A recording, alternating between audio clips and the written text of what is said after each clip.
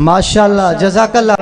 ही हुयो मोहतरम मोहम्मद सुफ़ान महर जन तमाम सोने अंदाज में नाते मकबूल सल्लल्लाहु अलैहि वसल्लम बुधाई प्रोग्राम के अॻिते वधाईंदे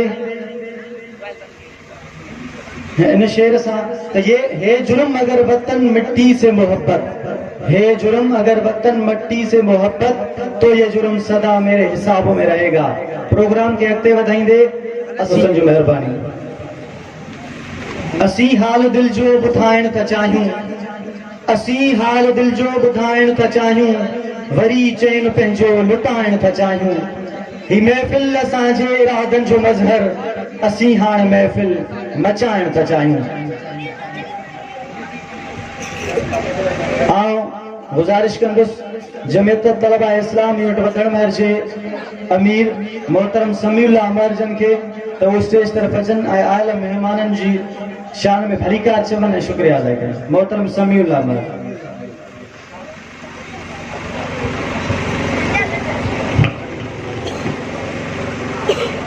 नहमदुहु व नसल्ली अला रसूलिहिल करीम। अम्मा बाद फ़अऊज़ु बिल्लाहि मिनश शैतानिर रजीम। बिस्मिल्लाहिर रहमानिर रहीम।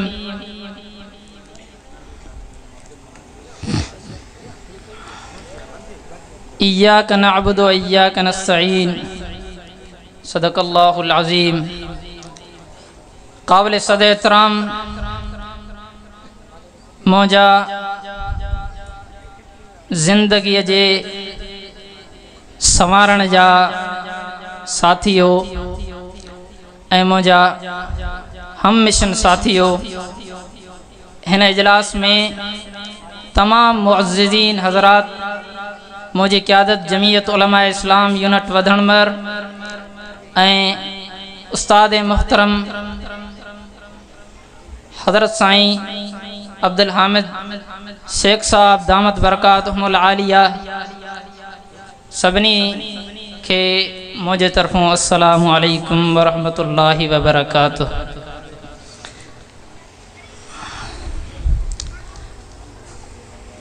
अल्हम्दुलिल्लाह जमीयत उलमा इस्लाम सदन खां हलंदी अचे पई, तारीख़ के पोइते खणंदा हलिजे त हज़रत शेखुल हिंद सां वञी मिले। इहो सिलसिलो हलाईंदे हलाईंदे मुफ्ती महमूद ताईं अञा हलाइजे क़ाइदे मिल्लत इस्लामिया इमाम हुर्रियत हज़रत मौलाना फजलुर रहमान साहब, हलाइंदे डॉक्टर ख़ालिद महमूद सूमरो साहब नव्वर अल्लाहु मरक़द, उहो ही मिशन खणंदे अॼु जमीयत उलमा इस्लाम जी हीअ पोख जो जेको अॼु ॿिज हिन जंग में भी फुटी रहियो आहे, इहा उन्हनि अकाबिरिन जी मेहनत आहे। अल्हम्दुलिल्लाह असां जमीयत उलमा इस्लाम सां ताल्लुक़ रखंदड़ आहियूं। जमीयत उलमा इस्लाम के जमीयत उलमा इस्लाम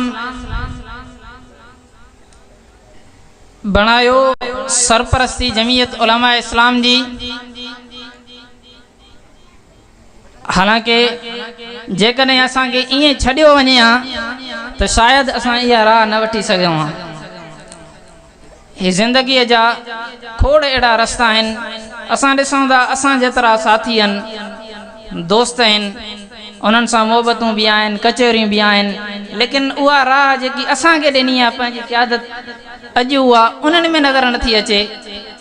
ऐं मां पंहिंजी क़यादत जो यूनिट अमीर हाजी नूर मोहम्मद साहब ऐं तालका अमीर साईं अब्दुल कादिर साहब ऐं तमाम ही क़यादत जो शुक्रगुज़ार आहियां ऐं जमीयत उलमा इस्लाम जे सरगर्म ऐं मुंहिंजी सथ जे साथियुनि जो शुक्रगुज़ार आहियां, जंहिंजी जदोजहद अॼु अल्हम्दुलिल्लाह हिन रातनि खे बि रोशन करे विधो आहे। शुक्रिया।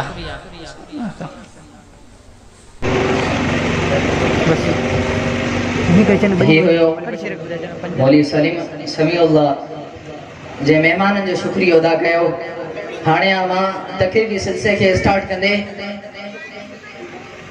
दावत ॾींदुसि हिन शेर सां दावत ॾींदुसि अब्दुल मन्नान खे त हू अचनि पंहिंजे ख़्यालात जो इज़हार फरमाइनि किताबनि सां दिलि मुंहिंजी कुतुब खानो वतन मुंहिंजो किताबनि सां दिलि मुंहिंजी कुतुब खानो वतन मुंहिंजो किताबनि में दफ़न थींदुसि वर्क थींदा कफ़न मुंहिंजो हाणे मां दावत ॾींदुसि अब्दुल मन्नान खे त हू अचनि पंहिंजे ख़्यालात जो इज़हार फरमाइनि अब्दुल मन्नान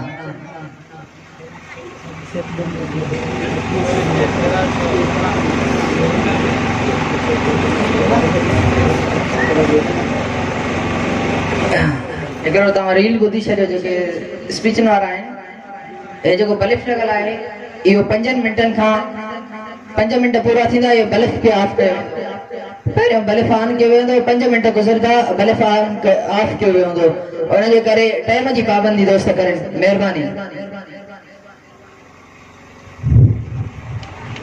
الحمدللہ الذي انزل على عبده الكتاب ولم يجعل له عوجا اما بعد فاعوذ بالله من الشيطان الرجيم بسم الله الرحمن الرحيم هو الذي ارسل رسوله بالحق ليظهره على الدين كله وكفى بالله شهيدا وقال النبي صلى الله عليه وسلم لا يؤمن أحدكم حتى أكون أحب إليه من والده وولده والناس أجمعين صدق الله العلي العظيم وصدق رسوله النبي الكريم حضور آئے تو سر آفری نشپا گئی دنیا حضور آئے تو سر آفری نشپا گئی دنیا اندھیروں سے نکل کر روشنی میں آ گئی دنیا اندھیروں سے نکل کر روشنی میں آ گئی دنیا مجھے چہروں سے زنگ اترا سفید چہروں سے نور آیا حضور آیا تو انسانوں کو جینے کا شعور آیا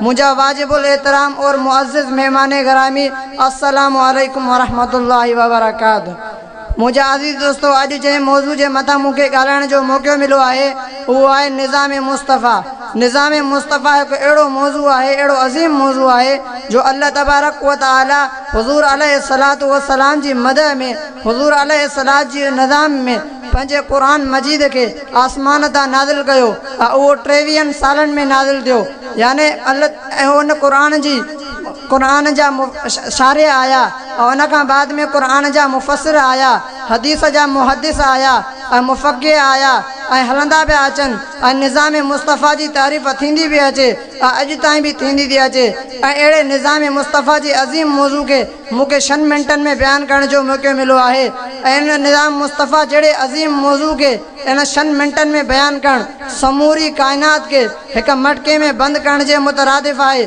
شال اللہ لم یزل کا دعا ہے تو موقع ہن عظیم موضوع جے بیان کرنے جی توفیق عطا فرمائے اج جو کو موضوع بیان کر رہے ہیں وہ ہے نظام مصطفیٰ یعنی اللہ تبارک و تعالی جنہیں پنجے محبوب کبریا محمد مصطفیٰ احمد مجتبہ کے ان دنیا جی اندر تشریف آوری کयो تو ان وقت کسرا جے محلات میں زلزلو اچی ویو معلوم تھو تو ہن وقت کسرا جو حکومت ختم ہن وقت جیکا حکومت ہلندی قیامت تائیں محمد مصطفیٰ احمد مجتبہ جی ہلندی اور ان کا بعد میں گرم باہیوں بھی تھجوں تھی ویوں انما معلوم تھی ویو تو اجو کا بعد میں بائی جی پجاری ختم اجو کا بعد میں رب جی جو کائنات جو خالق آئے ان جی عبادت کئی ویندی مجھے عزیز دوستو جو کو ماں نظام بیان کر رہے ہیں ان جا 3 پہلو ہیں ایک نظام مصطفیٰ نبی جی ذات تائیں بیو نبی علیہ الصلوۃ والسلام جے گھر تائیں 3 پہلو آئے تو ان جی ملکی لیول تائیں اج جو کو ماں بیان کرنا چاہیں تو وہ ہے ملکی لیول تے یہ تمام خلفاء راشدین جے کارکردگی میں تمام جے ساموں آئے وہ خلفاء راشدین کیڑا ہیں حضرت ابو بکر صدیق جی کارکردگی حضرت فاروق اعظم جی کارکردگی حضرت عثمان ذی النورین جی کارکردگی حضرت علی المرتضی جی کارکردگی حضرت ابو بکر ہوجے یا حضرت عمر ہوجے یا حضرت عثمان ہوجے یا حضرت علی المرتضی ہوجے یہ اسلام جا نمونہ ہیں یعنی انہوں اسلام کیے پہنچایو وہ اسلام کے کیے پہنچا ان اسلام جی تصویر کیے پیش کئی یہ ہیں اسلام جا نمونہ यानी इन जा इस्लाम जा नमूना यानी इनखे खुलफ़ाए राशिदीन चयो वेंदो आहे। पोइ खुलफ़ाए राशिदीन जेको मुल्की लेवल जे अंदरि निज़ाम आंदो उन जा बि 4 पहलू। पहिरियों मईशत यानी हज़रत उमर जे ज़माने में एतिरा त माण्हू अमीर हुया जो ज़कात ॾियण वारा त घणा हुया लेकिन ज़कात वठण वारा घटि हुया। ऐं ॿियो मईशत माशी मुसावात त एतिरी हुई जो हज़रत उमर हालांकि ख़लीफ़ो हुयो लेकिन उन्हनि जे कपिड़नि खे चटियूं लॻल हूंदियूं हुयूं। आवाम ख़ुशहाल ज़िंदगी गुज़ारींदी हुई।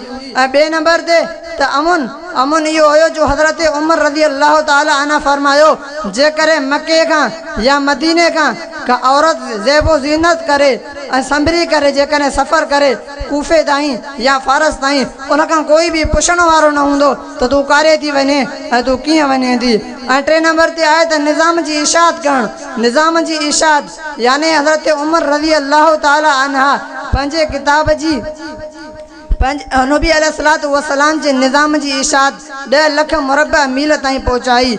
उन खां बाद में 4 नंबर ते त पंहिंजी अवाम खे कीअं मुतमइन कजे यानी हज़रत उमर जी हुकूमत आई उनखे 1400 साल गुज़री विया। उन खां बाद में फारस जी हुकूमत आई, यूरोप जी हुकूमत आई ऐं हुकूमतूं हलंदियूं आहियूं। जेकॾहिं अॼु बि क़ौम खां पुछा कयो वञे तव्हांखे कहिड़ी हुकूमत वणंदी अॼु बि हीअ हुकूमत चवंदी हीअ आवाम चवंदी त असांखे हज़रत उमर जी हुकूमत खपे। इहा आई निज़ाम जी तरबियत ऐं निज़ाम जी बरकत। अॼु बि हज़रत अलमाए देवबंद 1857 ईस्वी में हज़रत 1857 हिजरी में जंग लड़ी ऐं अंग्रेज़ सां जंग कई। उनजो मक़सदु इहो हुयो त निज़ाम मुस्तफ़ा हिन पाकिस्तान जे अंदरि जेको निज़ाम रहे उहो निज़ाम मुस्तफ़ा रहे। हिन वक़्तु बि मौलाना फज़लुर रहमान इन जदोजहद में आहे ऐं ॾींहं राति इन कोशिश में आहे। उनजो बि मक़सदु इहो आहे हिन पाकिस्तान जे अंदरि हिन पाकिस्तान जी सरज़मीन में जेको निज़ाम रहे उहो निज़ाम मुस्तफ़ा रहे। दुआ अल्लाह तबारक व तआला खां मुझे को जो कुझु चयो उहो पंहिंजी बारगाह में क़बूल मंज़ूर फरमाए। वमा तौफ़ीक़ इल्ला बिल्लाह।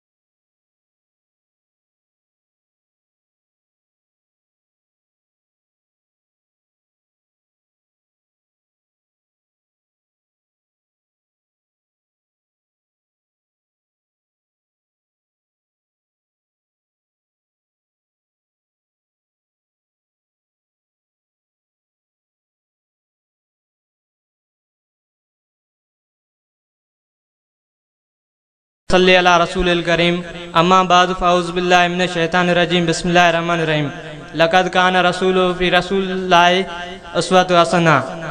हाज़रीन महफ़िल अस्सलाम वालेकुम। ज़ीवकार जनाब सदर मौज़ू एॾो त शानदार ऐं तवील आहे जो हिन मुख़्तसर वक़्त में उन ते तस्वीर जी रोशनीअ विझण में मुनाचीज़ जे वस में न आहे छो त मौज़ू उन हस्तीअ जे बारे में आहे जेको वजह काइनात आहे जंहिंजे करे लोह कलम अर्श कुर्सी ओभर ओलह ॾखिण उत्तर 18,000 मख़लूक़ात वण टिण बर ऐं बहर तख़लीक़ में आया। जनाब सदर अल्लाह जल जलालहू दुनिया में पंहिंजा पैगंबर ऐं नबी पंहिंजे किरारदातनि ऐं दस्तूरनि सां थी मोकिलिया पर दस्तूर उहो हुयो त पर दर्स उहो आहे त दस्तूर अञा मुकमल न आहे। हिन दस्तूर पर दर्स उहो पियो अचे त दस्तूर अञा पूरो न आहे। हिन निज़ाम हस्तीअ जे तकमील निज़ाम मुस्तफ़ा सां ई मुकमल आहे। आमना जे लाल जो कानून हूंदो क़ाइदो हूंदो त उहो ई दुनिया जो मुकमल कानून छॾिबो। जनाब सदर मां तव्हांजे ज़हन खे मुतवजा कंदो हलां त महबूब मुस्तफ़ा सल्लल्लाहु अलैहि वसल्लम जन जॾहिं हिन दुनिया में तशरीफ़ आवरी थी त पाण नंढा ई हुआ त हिननि खे सादिक अमीन जे लक़ब सां सॼो वेंदो हुयो।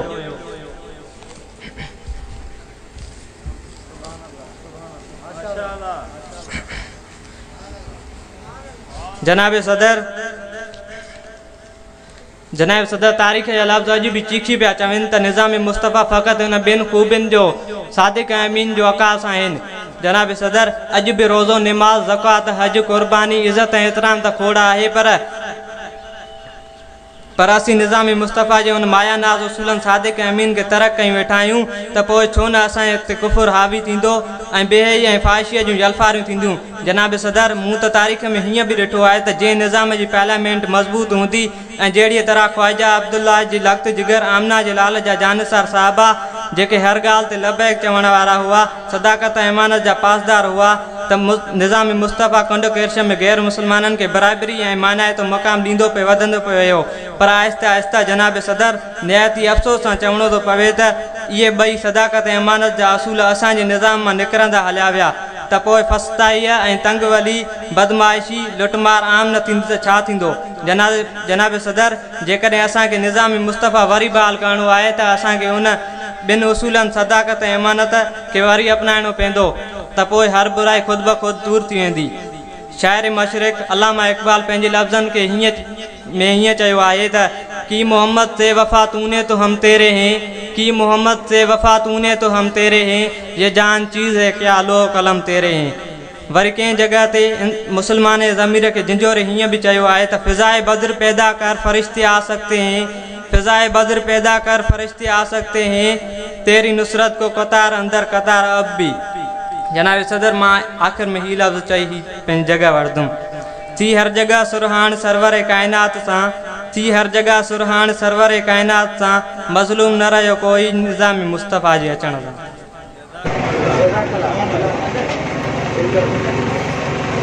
ये मसब कादर ने बेहतरीन अंदाज में खिताब फरमायो। सिंधु सां सचाई वॾी ॻाल्हि आहे, सिंधु सां सचाई वॾी ॻाल्हि आहे, मिटीअ सां वफ़ाई वॾी ॻाल्हि आहे, भले मीर इक़बाल ग़ालिब हुजे पर असांजो भेटाई वॾी ॻाल्हि आहे। हाणे मां दावत ॾींदुसि मुस्तक़बिल जो महिमान इल्म में पेर पाईंदड़ ज़ुल्करनैन महर खे त हू अचे तक़रीर पेश करनि। ज़ुल्करनैन महर। नहमदुहु व नुसल्ली अला रसूलिहिल करीम, अम्मा बाद फ़ाऊज़ु बिल्लाहि मिनश शैतानिर रजीम, बिस्मिल्लाहिर रहमानिर रहीम, वमा अरसलनाका इल्ला रहमतल लिल आलमीन। बिरादरान मुअज़्ज़ज़, मोहतराम दोस्त, मेरे हम सफ़र साथियों, अस्सलामु अलैकुम व रहमतुल्लाहि व बरकातुहू।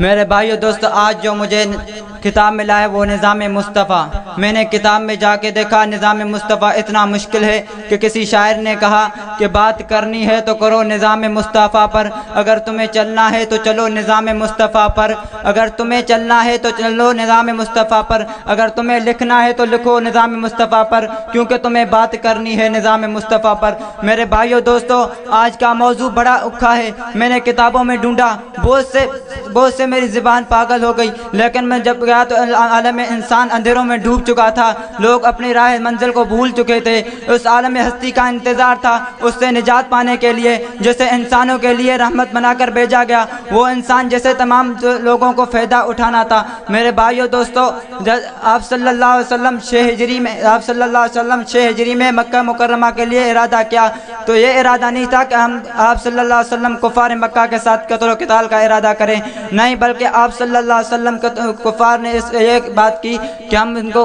ज़ियारत करने के लिए रोक देंगे। तो आप सल्लल्लाहु अलैहि वसल्लम के साथ आप सल्लल्लाहु अलैहि वसल्लम ने अपने साथ मक्के के मुहाजिरीन, अंसारीन, दीगर सहाबा के साथ लिया और कुछ सहाबा के पास सिर्फ असला मुबारक में एक तलवार नियाम में मौजूद थी और कुछ भी नहीं था। सहाबा किराम रज़ियल्लाहु अन्हुम अपने जानवर लेकर कुर्बानी के लिए ले गए।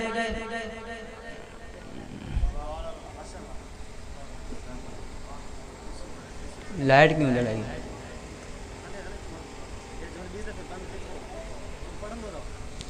मेरे भाइयों दोस्तों, आप सल्लल्लाहु अलैहि वसल्लम का वो निज़ाम देखो, आप सल्लल्लाहु अलैहि वसल्लम का वो निज़ाम देखो।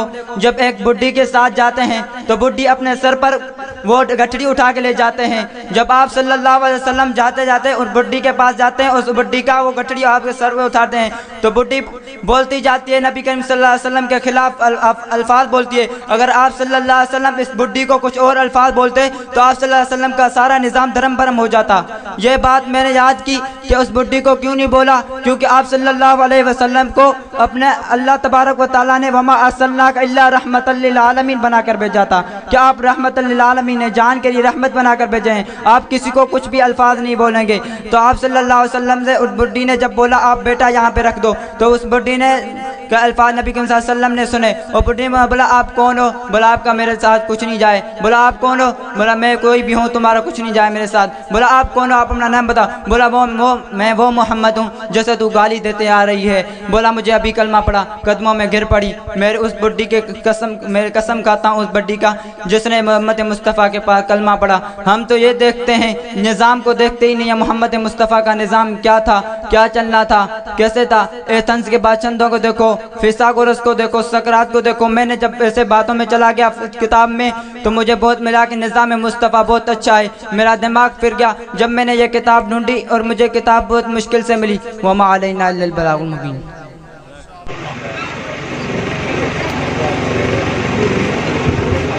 ماشاءاللہ جزاک اللہ. ہی کوکا تکھی تیر کھاں خنجر کھاں تکھیا, ہی کوکا تکھی تیر کھاں خنجر کھاں تکھیا, ہی پھوک تھدی ہی رکھاں اوتر کھاں تکھیا. وہمن جے مقامن میں ستی پیا مگر جے ہی قوم اٹھی پئی تپو محشر کھاں تکھیا. ہاں یہاں گزارش کندس مستقبل جے مالک محترم محمد عمر مہر کے تو اسٹیج طرف اچن اے پنجے خیالن جو اظہار کن. محمد عمر مہر.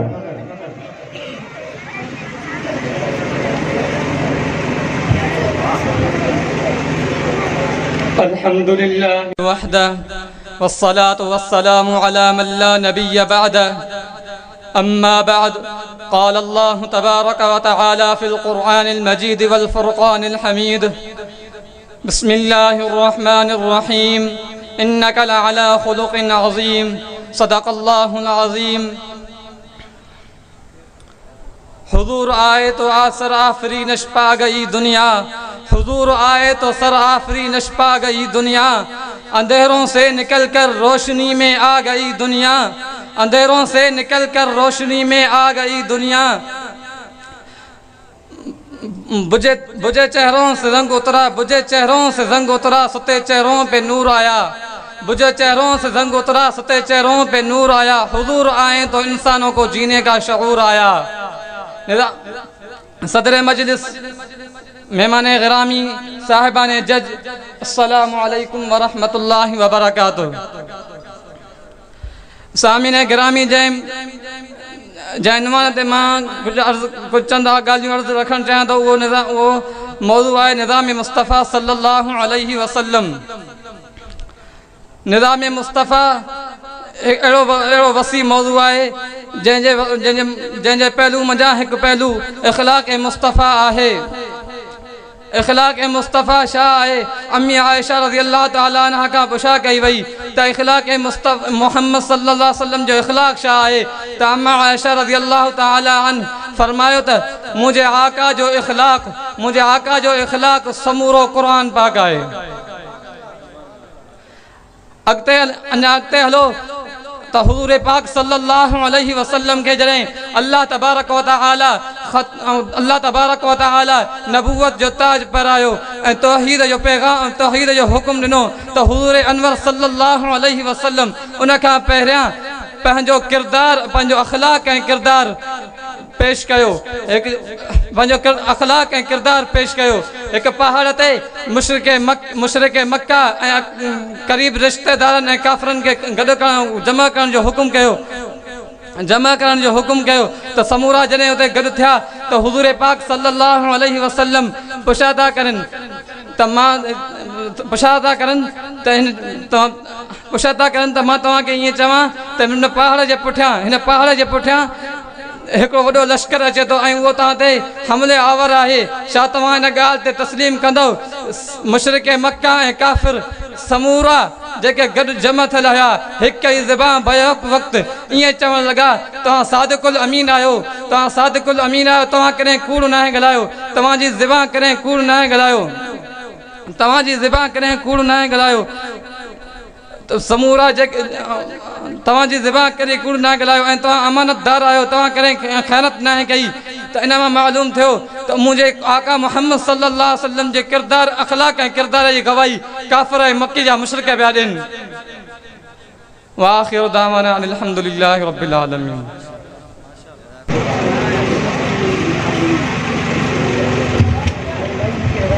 یہ محمد عمر مر جن پنجے خیالن جو اظہار فرماयो جو قوم جیارے ہو جیندو رہندو جو قوم جیارے ہو جیندو رہندو جو عام اجارے ہو جیندو رہندو مکھ تاریخ ڈنی پکا جو سندھ سوارے ہو جیندو رہندو ہانے آباد دعوت ڈیندس علم جی طلب کندر عبدالشکور مہر کے دہو اچن پنجے خیالات جو اظہار فرمائن عبدالشکور مہر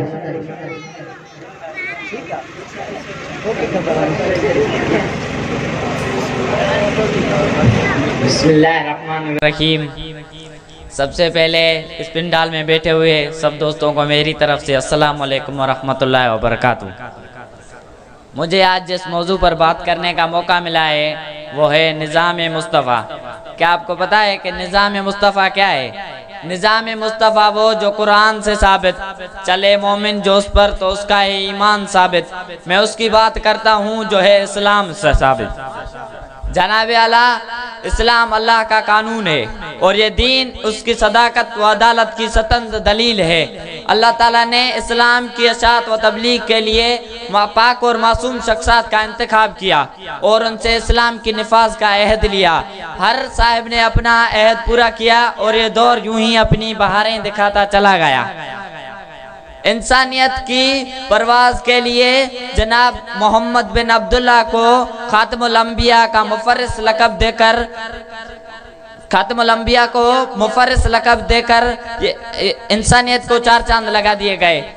جناب اعلیٰ نظام مصطفیٰ کی معنی کیا ہے کہ حضور اقدس صلی اللہ علیہ وسلم کی کئی ہوئی باتیں جو حضور اقدس صلی اللہ علیہ وسلم نے اپنی عمر میں جو کہی تھی ہمارے حقوق کے بارے میں.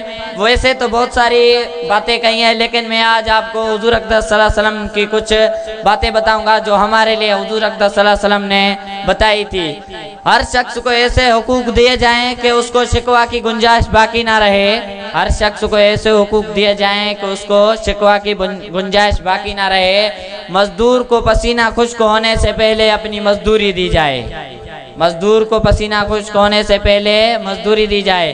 ہر مسلمانوں کے حقوق کے بارے میں آتا ہے کہ امن سے خراج تو لیا جاتا لیکن اگر ان کے ساتھ کوئی زیادتی ہو تو مستحق سزا ہوگا. مہمان کے بارے میں فرمایا جاتا ہے کہ مہمان کے لیے 3 دن تحمل خدمت کرنے کا حکم دیا گیا ہے. یعنی کہ آپ 3 دن تک مہمان کی اچھی طرح خدمت کریں.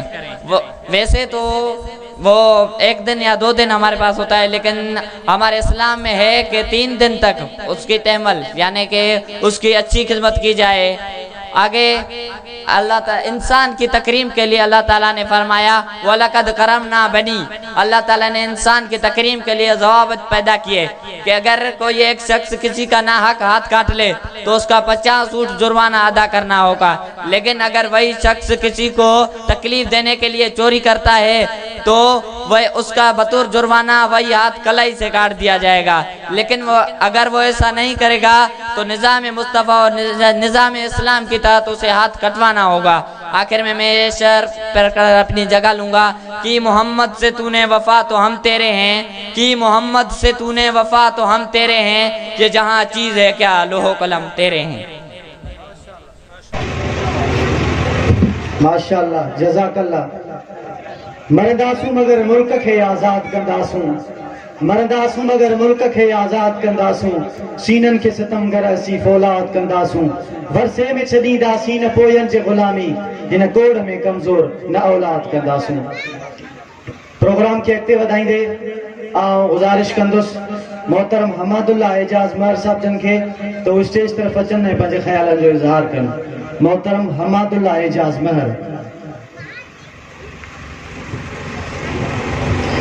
الحمد لله والصلاة على أهلها. أما بعد فقد قال الله تبارك وتعالى لقد من الله على المؤمنين إذ بعث فيهم رسولا وقال النبي صلى الله عليه وسلم إنما بعثت معلما. صدق الله العظيم. اے دل تجھ میں ہے اگر محبت رسول کی تو شیوا بنا اپنا اطاعت رسول کی. وہ سر کٹے نہ جس میں ہو سودا رسول کا وہ دل مٹے نہ جس میں ہو عزت رسول کی. جناب صدر جلسہ و مہمانان گرامی اہم جا ہم سفر ہم مشن ऐं हम मकतब साथियो अस्सलामु अलैकुम वरहमतुल्लाहि वबरकातुहू। अॼु जी हिन अज़ीम शान ऐं पुरवकार महफ़िल खे जंहिं उनवान सां मुअत्तर कयो वियो आहे उहो आहे निज़ाम मुस्तफ़ा। हीउ बंदो सर्ब सुजूद आहे दरबार ख़ुदावंदी त छल अल्लाह तबारक व तआला सही सही बयान करण जो तौफ़ीक़ अता फरमाए ऐं ग़ैब खां ताईद फरमाए। अज़ीज़ान गिरामी, ही ॻाल्हि अवां जे अॻियां ज़ाहिर आहे त बौसत रसूल खां पहिरियां रेगज़ार अरब ते क़त्लो गारत जो सिलसिलो आम थी चुको हो। फवाइश ऐं बदकारियूं उरूज ते पहुतियूं हूं। चोरिन जे अंदरि उन्हनि जो को मिसाल कोन हो। यतीम ॿारनि खे लावारिस सम्झी वरसे खां महरूम कयो वेंदो हो। यतीम औरतुनि ऐं न्याणुनि खे बाननि वांगुरु पालियो वेंदो हो। इन ज़ुल्म सितम जे दौर जे अंदरि अल्लाह तबारक व तआला हिकु चिराग नबूवत अता फरमायो जंहिंजी विलादत सां कैसर और किसरा जा महलनि जो ज़ुहूर थी वियो। बहरहाल वक़्त खे मदे नज़र रखंदे बयान कंदो हलां थो त जॾहिं आका मनसब नबूवत ते फ़ाइज़ थिया त नबूवत बि अल्लाह जे तरफ़ां मिली, निज़ाम बि अल्लाह जे तरफ़ां मिलियो ऐं इन निज़ाम खे हिन दुनिया जे मथां क़ाइमु करण जे लाइ हुज़ूर ऐं सहाबा जानी ऐं माली क़ुर्बानियूं ॾिनियूं। उन खां बाद हुकूमत मुस्लमानी क़ाइमु थी। उन में हिकिड़ो निज़ाम वाक़ई थियो जंहिंजो नालो रखियो वियो निज़ाम मुस्तफ़ा। उहो सिर्फ़ु मर्दनि लाइ न हो, औरतुनि लाइ न हो, ॿारनि लाइ न हो, वॾनि लाइ न हो, औलाद लाइ न हो, रिश्तेदारनि लाइ न हो, बल्कि जमी उम्मत मुस्लिमा जे लाइ हो। तव्हां हिन जो अंदाज़ो हिन ॻाल्हि मां लॻाए सघो था। हुज़ूर अकरम सल्लल्लाहु अलैहि वसल्लम जन हिकु औरत ग़ालिबन फातिमा बिन जहश वतकटी ते फरमायो अगरि हिन जॻह ते फातिमा बिनत मुहम्मद हुजे हा त हुन जो बि हथ कटियो वञे हा। अज़ीज़ान गिरामी, तव्हां हिन ॻाल्हि ते नज़र विझो त इहा आवाज़ या निज़ाम मुस्तफ़ा सभिनी जे लाइ मुसावी तौर ते आहे, लेकिन दौरे हाज़िर जे अंदरि ग़रीबनि जे लाइ हिकिड़ो निज़ाम आहे, अमीरनि जे लाइ ॿियो निज़ाम आहे। गोया कि ग़रीबनि ते ज़ुल्म ऐं अमीरनि जी ख़्वाहिशुनि जे मुताबिक़ हलणु इनखे ई दौरे हाज़िर जे अंदरि निज़ाम करार ॾिनो वियो आहे। बहरहाल वक़्त खे मद नज़र रखंदे बयान कंदो हलां थो त जॾहिं आका मनसब नबूवत ते फ़ाइज़ थिया त उन निज़ाम मुस्तफ़ा जे अंदरि यूसीकुमुल्लाह फी औलादिकुम लिज़्ज़करि मिस्लु हज़्ज़िल उन्सयैन वारी आयत सां यतीम लावारिसनि खे वरसो अदा कराए छॾियाऊं। वातुल यतामा अम्वालहुम वारी आयत सां यतीमनि, मिस्कीननि ऐं ग़रीबनि खे पंहिंजो हक़ वापसि कराए ॾिनाऊं। ऐं अहले इस्लाम इन ॻाल्हि ते गवाह आहिनि त अरब जी हर हरकत ते अल्लाह तबारक व तआला जी तरफ़ां कानून नाज़िल थियो आहे। करे नाज़िल थिए थो अस्सारिक़ु वस्सारिक़तु फ़क़्तउ अयदियहुमा, करे नाज़िल थिए थो या अय्युहल्लज़ीना आमनू कुतिबा अलैकुमुल क़िसास अल हुर्रु बिल हुर्रि वल अब्दु बिल अब्दि वल उन्सा बिल उन्सा, करे नाज़िल थिए थो पियो अज़्ज़ानियतु वज़्ज़ानी फजलिदु कुल्ल वाहिदिन मिनहुमा मिअत जल्द। इहो कानून सिर्फ़ अहले मक्का जे लाइ न आहे, मुशरिकीन जे लाइ न आहे, यहूद जे लाइ न आहे, नसारा लाइ न आहे, साबिईन लाइ न आहे, मुअतज़िलनि लाइ न आहे, ख़वारिज जे लाइ न आहे, रवाफ़िज़ जे लाइ न आहे, देवबंद जे लाइ न आहे, बल्कि जमी उम्मत मुस्लिमा जे लाइ आहे। भले कोई मुर्शिद छो न हुजे, वली छो न हुजे, गौस छो न हुजे, कुतुब छो न हुजे, अक़ताब छो न हुजे, अब्दाल छो न हुजे, तबा ताबई छो न हुजे, ताबई छो न हुजे, सहाबी छो न हुजे, हर हिक खे उहा ई सज़ा मिलंदी जेका दरबार ख़ुदाबंदी खां मुक़ररु थियल हूंदी। तव्हां हिन जो अंदाज़ो हिन किसे में लगायो। शायदि ही तुलबा ऐं उलमा जो किस्सो ज़ेरे गौर हूंदो त जॾहिं हज़रत माइज़ असलमी खां ज़िना थी वई, हुज़ूर जी दरबार में अचे थो, चए थो आका मूंखां जुर्म थी वियो आहे। हुज़ूर हिकु दफ़े मुंहुं फेरायो, वरी आयो, आका मूंखां जुर्म थी वियो आहे। हुज़ूर ॿिए दफ़े मुंहुं फेरायो, वरी आयो, आका मूंखां जुर्म थी वियो आहे। हुज़ूर फरमायो माइज़ अगर रब जे दर ते वञे हा त शायद रब तुंहिंजी तौबा क़बूल करे छॾे हा, लेकिन मां मुहम्मद वटि आयो आहियां, मां मुहम्मद वटि इन जी सज़ा रजम आहे। हता के हुज़ूर जे महबूब सहाबी खे रजम कयो वियो। मुस्लमानो, जेकॾहिं निज़ाम मुस्तफ़ा जे अंदरि अमीर ऐं गुरबत जो एतबार हुजे हा त रब्बे मुहम्मद जो कसम हज़रत माइज़ असलमी खे सज़ा न ॾिनी वञे हा।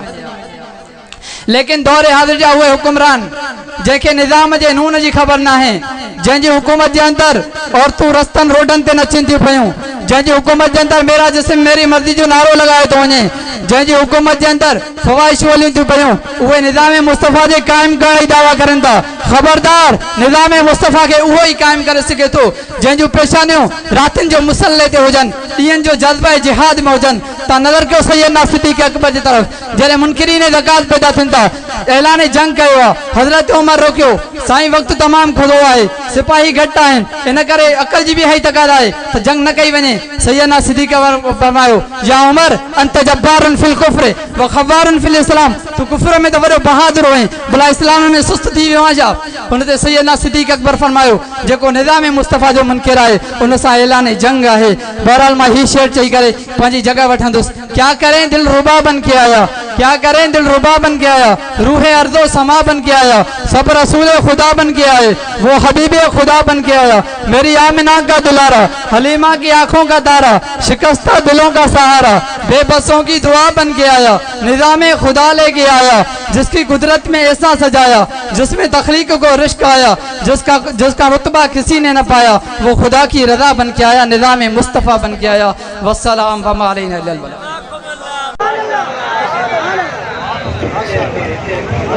जे आयो समृत सेहरा थींदो, जे आयो समृत सेहरा थींदो, जे आयो ठुकर ते ठुकड़ा थींदो, असीं साथी आहियूं सच जा, जे आयो खोड़ ते खतरा थींदो। हाणे मां दावत ॾींदुसि जामिया नईम नदीब जा तालिब इल्म, हिन मुस्तक़बिल जा मालिक जमियत तुलबा इस्लाम जा सरगर्म साथी मोहसिन महर खे त हू अचनि पंहिंजे ख़्यालात जो इज़हार फरमाइनि। मोहसिन महर खे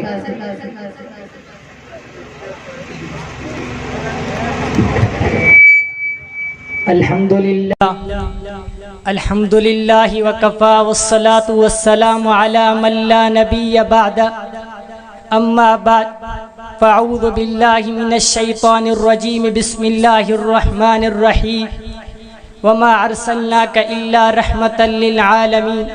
सदक़ल्लाहुल अज़ीम।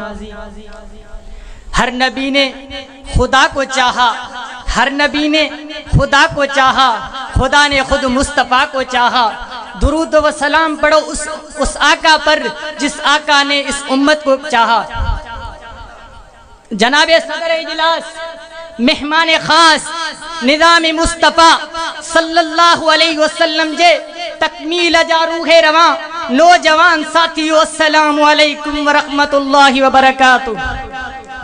जनाबे आला दुनिया जॾहिं पंहिंजे ख़ल्फ़शारिन बेराह रविन फरसूदगिन जी नापाक अदाइमिन सां पंहिंजी इंसानी सलाहियत बर्बाद करे चुकी हुई त ख़ालिक़े अकबर मके पाक जी सरज़मीन ते अज़ीम ऐं आला मर्तबन जी शोकार बाकमाल शख्सियत के हज़रत अब्दुल्लाह रज़ी अल्लाह ताला अन्हु जे घर में यतीमन के अज़ीम शरफ बख्शींदे ॿिन्ही जहानन में आला तख़लीक जे मालिक दुनिया जे सूह जी मरकज़ महवरे महबूब मुस्तफ़ा सल्लल्लाहु अलैहि वसल्लम जिन खे पैदा करण फरमायो।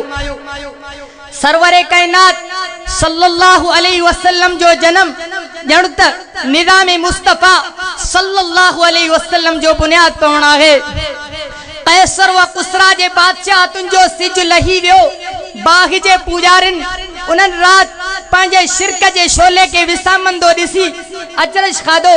अल्लाह रब्बुल इज़्ज़त जा वॾा एहसान जंहिं असांखे कलमे तौहीद जी नेमत सां नवाज़ियो आहे ऐं निज़ाम मुस्तफ़ा सल्लल्लाहु अलैहि वसल्लम जहिड़ो अज़ीम निज़ाम इनायत फरमायो आहे। जनाबे आला मां जहिड़े नंढे ज़हन वारे बालक जो छा मजाल जो आऊं अवां जे साम्हूं निज़ाम मुस्तफ़ा सल्लल्लाहु अलैहि वसल्लम के तफ़सील सां बयान कयां, मगर हिक शागिर्द जी हैसियत सां अवां अकाबिर जे आॾो बितौरे सबक जे मोतबाना अंदाज़ में पेश करण जी सादत हासिल करण लाइ पेश थियो आहियां। मुंहिंजा अज़ीम रहनुमाओ, मुंहिंजे सफ़र जा रोशन ख्याल पांदियड़ो निज़ाम मुस्तफ़ा सल्लल्लाहु अलैहि वसल्लम त जीजल जे ग़ौत खां वठी करे आख़िरी आराम गाह ताईं नाफ़िज़ रखे थो। दुनिया जूं कुफरिया ताक़तूं उन अज़ीम निज़ाम खां ख़ाइफ़ आहिनि त जेकॾहिं दुनिया जे मथां निज़ाम मुस्तफ़ा सल्लल्लाहु अलैहि वसल्लम जी हिक झलक भी बर्पा थी वई त मज़दूर पंहिंजे आला एज़ाज़ जो हक़ हासिल करे सघंदो। हारी नारी औरत बालक बुढ़ो उन अज़ीम निज़ाम जा रूहानी फ़ाइदा ऐं नूरानीअ जो सुरूर माणे पंहिंजी ज़िंदगी खुश ऐं खुशिन वारी बणाए सघंदा। मुंहिंजा मान भरिया साथियो, हिन दौरे हाज़िर में जिथे कुफर ऐं कुफरिया ताक़तूं बेरारवी शुरूआगी ऐं लाकानूनियत खे परवान छुड़ाइण लाइ राति ॾींहं पंहिंजे माली ऐं जिस्मानी कुवतूं इस्तेमाल करे रहियूं आहिनि। उते असीं बालक अॼु जे ॾींहं जी निस्बत अल्लाह रब्बुल इज़्ज़त जे आलो में चिंता कयूं त जे पंहिंजी ज़िंदगी जेका मदारिस सां वाबस्ता आहे ऐं मदारिस जो तालिक असाबे सुफ़ सां आहे, ज़िंदगीअ जे तमामु ॾुखियाउनि खे क़बूल कंदे निज़ाम मुस्तफ़ा सल्लल्लाहु अलैहि वसल्लम जे आलो ईंदड़ उहे रुकावटूं जेके कंहिं फरसूदा रिवायतुनि खे जनम ॾियनि, जंहिंमें वक़्त जो वॾेरको फरसूदा निज़ाम ऐं उन्हनि जे रखवालुनि सां संदसि नेटवर्क जे ख़ात्मे ताईं जंग जोटे निज़ाम मुस्तफ़ा सल्लल्लाहु अलैहि वसल्लम जी तकमील करे तमाम इंसानियत उन्हनि जे वक़ार जे हासिलात खे पंहिंजो मिशन बणाए, तमाम इंसानियत उन्हनि जे वक़ार जे हासिलात खे पंहिंजो मिशन बणाए निज़ाम मुस्तफ़ा सल्लल्लाहु अलैहि वसल्लम जो आला निज़ाम नाफ़िज़ कंदासीं। आखिर में मां पंहिंजो शेर चई ख़त्म कंदुमि। चंड चोॾीह राति जा सव सव करे सिंगार, चंड चोॾीह राति जा सव सव करे सिंगार, पहुची न सघंदे पिरीअ ते हीला करे हज़ार, पहुची न सघंदे पिरीअ ते हीला करे हज़ार, तुंहिंजी सभ जमार मुंहिंजे साईं जो दम हिकिड़ो वा आख़िर व दावाना अनिल हम्दुलिल्लाहि रब्बिल आलमीन।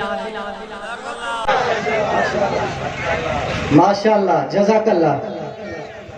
ना अहल असांजो माल ही आ, ना अहल असांजो माल ही आ, गुलशन ने गुलन जो छा थींदो, बदज़ोक जे हथ में बाग़ रहियो मासूम वणन जो छा थींदो, कामन के इजाज़त कांगा जी बुलबुल जी सदा ते आ बंदश, हर शाख ते चिबरो वेठो आ अंजाम गुलिस्तां छा थींदो।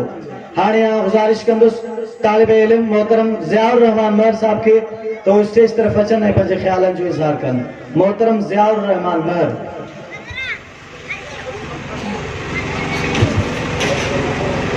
नहमदुहु अला रसूलिहिल करीम, अम्मा बाद फ़अऊज़ु बिल्लाहि मिनश शैतानिर रजीम, बिस्मिल्लाहिर रहमानिर रहीम। क़ाल अल्लाहु तबारक व तआला फ़िल क़ुरआनिल मजीद वल फ़ुरक़ानिल हमीद, वरअयत अन्नास यदख़ुलून फ़ी दीनिल्लाहि अफ़वाजा, सदक़ल्लाहुल अज़ीम व सदक़ रसूलुहुन नबियुल उम्मीयीन। सबसे पहले मैं अल्लाह तबारक व तआला के लाख लाख शुक्र अदा कर रहा हूँ जिसने मुझे इस फितन दौर में इस मुसाबका के प्रोग्राम और इस बाबरकत महफिल में शिरकत की तौफीक अता फरमाई, और उसके बाद मैं आने वाले मुसाबका के चीफ गेस्ट और मेरे बैठे हुए इस प्रोग्राम के बड़े बड़े नायाबान खतीबात और मेरे हम सफ़र साथियों, मेरे हमकाज, अस्सलामु अलैकुम व रहमतुल्लाहि व बरकातुहू। आज इस प्रोग्राम का उन्वान जो मुनक़िद किया गया है वो है निज़ाम मुस्तफ़ा। निज़ाम मुस्तफ़ा पर मैं चंद मोती बिखेरना चाहूँगा कि निज़ाम मुस्तफ़ा से क्या मुराद है। निज़ाम मुस्तफ़ा नबी अलैहिस्सलातु वस्सलाम की हुकूमत है, यानी नबी अलैहिस्सलातु वस्सलाम अपने आप को किस तरह से दुनिया में आने के बाद दुनिया के लोगों को किस तरह सिखाया, किस तरह समझाया और किस तरह पेश आए। नबी अलैहिस्सलातु वस्सलाम की हर एक अदा निज़ाम मुस्तफ़ा है। निज़ाम मुस्तफ़ा कोई आम मौजू नहीं है जो आप ऐसे समझ रहे हैं कि ये एक छोटा सा मौजू है और ये तालिबे इल्म और स्कूल से आए हुए शागिर्दाने जो आकर 5-5 मिनट तकरीर करे हैं, बल्कि ऐसे नहीं है। और आइए अगर हम निज़ाम मुस्तफ़ा की बात करें तो ये जो दरख्त लगे हुए हैं और ये जो समंदर हैं, अगर समंदर के पानी को अगर स्याही बनाया जाए तो फिर भी निज़ाम मुस्तफ़ा का मौजू पूरा नहीं होगा। अगर ये दरख्त हैं अगर इनको अकलाम बनाया जाए तो फिर भी नबी अलैहिस्सलातु वस्सलाम के निज़ाम की बात ख़त्म नहीं होगी। आइए मैं आपको कुछ और बातें अर्ज़ करना चाहता हूँ कि नबी अलैहिस्सलातु वस्सलाम का निज़ाम आया औरतों के हुकूक मिले। आप अलैहिस्सलातु वस्सलाम की निज़ाम आया, बच्चों को हमें ये सबक दिया गया कि छोटों बच्चों पर शफ़क़त करें और जो यतीम बच्चे हैं उनको अपने हुकूक दे दीजिए, क्योंकि जो पहले अरब थे, चाहे अजम थे, चाहे जो लोग भी थे, उनका ये रिवाज था کہ جو بیٹیاں ہوتی تھی، جو بچیاں پیدا ہوتی تھی تو ان کو نعوذ باللہ وہ قتل کر دیتے تھے، ان کو زندہ درگور کر دیتے تھے۔ ان کا کیا جرم تھا کہ ان کو پیدائش ہونے کے بعد ان کو قبروں میں سلایا جاتا تھا۔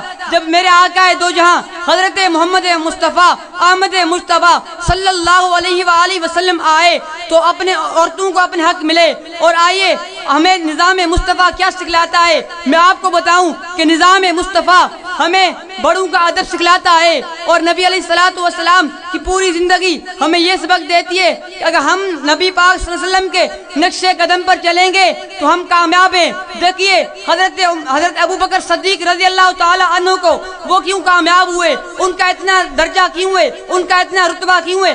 کیا وہ بڑے تاجر تھے ان کی وجہ سے اتنا بڑا رتبہ ہے؟ یہ نہیں ہے، بلکہ نظام مصطفیٰ پر چلے، نظام مصطفیٰ کی ہر بات کو اپنے آنکھوں پر لیا، تو اسی لیے حضرت ابو بکر صدیق رضی اللہ تعالی عنہ کو اتنا بڑا رتبہ ہے۔ آئیے دیکھیے حضرت عمر فاروق رضی اللہ تعالی عنہ کو اس کا اتنا بڑا رتبہ کیوں ہے؟ نبی علیہ الصلوۃ والسلام کے ہر ایک بات پر اس نے اپنی جان قربان کر دی۔ ان نے حضرت نبی پاک صلی اللہ علیہ وسلم کے ہر ایک بات پر اپنی جان قربان کرتے ہوئے اپنی جانوں کو نذرانہ پیش کیا۔ اور آئیے نبی پاک ہمیں نبی علیہ الصلوۃ والسلام کی ہر ایک ادا سبق ملتا ہے، کیونکہ نبی علیہ الصلوۃ والسلام کی جو پہلی بیوی تھی حضرت خدیجہ الکبریٰ رضی اللہ تعالی عنہ، وہ نبی پاک صلی اللہ علیہ وآلہ وسلم کے نکاح میں کیسے آئی؟ یہ جو تاجر بیٹھے ہوئے ہیں، ہم ہی کو اگر ہم تجارت کریں تو نظام مصطفیٰ پر چل کے، ہم بھی انہی کے قدم پر چل کے ہم نظام مصطفیٰ کے طور طریقے پر تجارت کریں، کیونکہ نبی پاک صلی اللہ علیہ وسلم نے ایک مرتبہ حضرت خدیجہ الکبریٰ رضی اللہ تعالی عنہ نے، وہ تو بہت بڑی تاجرہ تھی، ان نے کہا کہ اے محمد تو میرا کام کرے گا؟ تو نبی نے فرمایا جی ہاں میں کام کرنے کے لیے تیار ہوں۔ تو فرمایا کہ سامان لے کر جا، اور اس کو تجارت کر کے آ۔ اور نبی پاک صلی اللہ علیہ وسلم کی اتنی بڑی تجارت کو دیکھ کر وہ حیرت میں رہ گئی، اور اس نے نبی پاک صلی اللہ علیہ وسلم کی طرف نکاح بھیجا کہ میں آپ سے نکاح کرنا چاہتی ہوں، اور نکاح کیا۔ اور اسی کے بعد نبی علیہ الصلوۃ والسلام سے پہلے جو لوگ تھے وہ بتوں کی پوجا کرتے تھے، اور اسی کے بعد وہ کوئی ایسے آدمی تھے جنہوں نے چاند کو اپنا معبود بنایا ہوا تھا، کوئی ایسے آدمی تھے جنہوں نے سورج کو معبود بنایا ہوا تھا، اور ان میں سے ایسے بھی تھے جنہوں نے آگ کو معبود بنایا ہوا تھا۔ لیکن جب نبی آئے، نبی پاک صلی اللہ علیہ وسلم کی ولادت ہوئی تو اس وقت جو عیسائی تھے، مجوسی تھے، ان کی آگ جلائی ہوئی تھی، جو 1000 سال سے آگ جل رہی آئی تھی، اور اس کو کبھی بند نہ ہونے دیا۔ اور جب نبی پاک صلی اللہ علیہ وسلم کی ولادت ہوئی تو وہ ایک دم نہ پانی ڈالا گیا اور نہ کوئی اور طریقہ کوئی ڈالا گیا، پھر خود بخود وہ آگ جل گئی۔ اور جب نبی پاک صلی اللہ علیہ وسلم کا ولادت ہوئی، اور جو بت تھے، کیونکہ پہلے جو لوگ تھے وہ بتوں کی پوجا کرتے تھے، اور جو نبی پاک صلی اللہ علیہ وسلم کی ولادت ہوئی اور بعد میں دیکھا گیا تو بتوں کے جو گردن تھی وہ نیچے تھی اور جو پاؤں تھے وہ اوپر پڑے ہوئے تھے، یعنی جب نبی پاک صلی اللہ علیہ وسلم آئے تو سب کچھ ختم ہو گیا، یعنی جاہلیت، اندھیرے اور سب کچھ جو ظلمت تھی وہ تمام ختم ہو گئی۔ اللہ تبارک و تعالیٰ سے دعا ہے کہ اس پر عمل کرنے کی توفیق عطا فرمائے، آمین وعلینا البلاغ المبین۔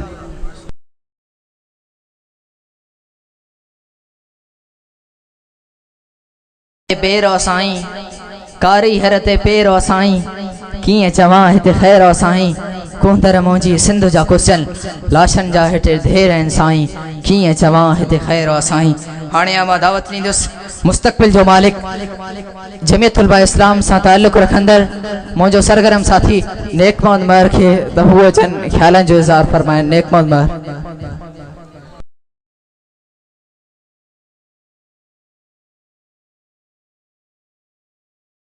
نصلي على رسوله الكريم أما بعد فأعوذ بالله من الشيطان الرجيم بسم الله الرحمن الرحيم قال الله تبارك وتعالى في القرآن المجيد والفرقان الحميد أعوذ بالله من الشيطان الرجيم بسم الله الرحمن الرحيم لقد من الله على المؤمنين إذ بعث فيهم رسولا قال النبي صلى الله عليه وسلم من رغب عن سنتي فليس مني او كما قال النبي عليه الصلاة والسلام. اج بلا جن جو موضوع کھڑی آیا ہوں ان جے متا ایک بار درود شریف ضرور پڑھو. اللهم صل على محمد وعلى آل محمد كما صليت على إبراهيم وعلى آل إبراهيم إنك حميد مجيد. اللهم بارك على محمد وعلى آل محمد كما باركت على إبراهيم وعلى آل إبراهيم إنك حميد مجيد.